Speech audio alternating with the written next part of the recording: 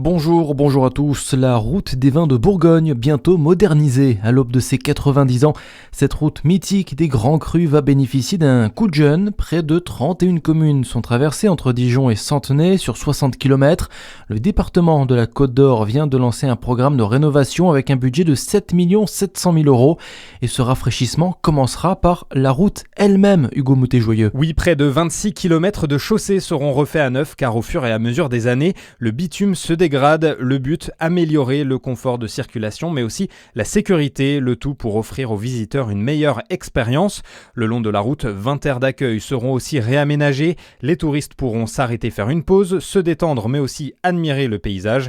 Enfin, la signalétique sera totalement repensée. De nouveaux panneaux permettront de mieux se repérer sur la route et 58 nouveaux totems seront installés. Blancs et marrons, ils marqueront les entrées des communes traversées par cette route mythique des Grands Crus.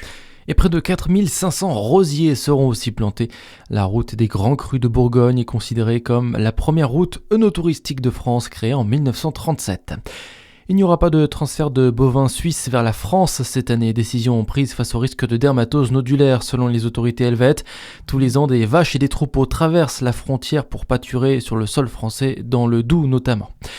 Une maison ravagée par les flammes à Trouan. Les pompiers sont intervenus hier en fin de journée pour éteindre un incendie dans une maison de 140 mètres carrés. Le toit s'est totalement effondré. Pas de victimes, les dégâts ont été contenus à une seule habitation. L'Université Bourgogne-Europe de Dijon saisit le référent intégrité scientifique. La direction souhaite faire la lumière sur un cours dispensé le mois dernier lors d'un séminaire. Il évoquait des effets placebo, des soins énergétiques et une auto-guérison. Des étudiants et des professeurs ont fait part de réserves sur les contenus présentés vis-à-vis de la désinformation scientifique, notamment dans la formation des futurs enseignants du secondaire, selon un communiqué de l'université.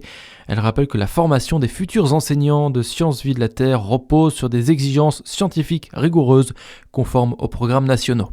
Dans l'actualité aussi, la Roumanie dénonce une grave et irresponsable escalade de la Russie. Un drone russe a en effet percuté un immeuble sur le territoire roumain cette nuit.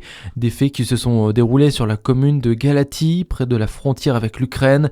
Des incursions de drones en Roumanie ont été détectées à plusieurs reprises depuis le début de l'offensive russe. Mais c'est la première fois qu'un de ces engins s'abat sur un immeuble résidentiel. Et puis, Dijon fête le Tour. Dimanche, rendez-vous aux Allées du Parc pour célébrer le passage du Tour de France Femmes dans la ville. Une journée festive et conviviale placée sous le signe du sport, du partage et de la découverte.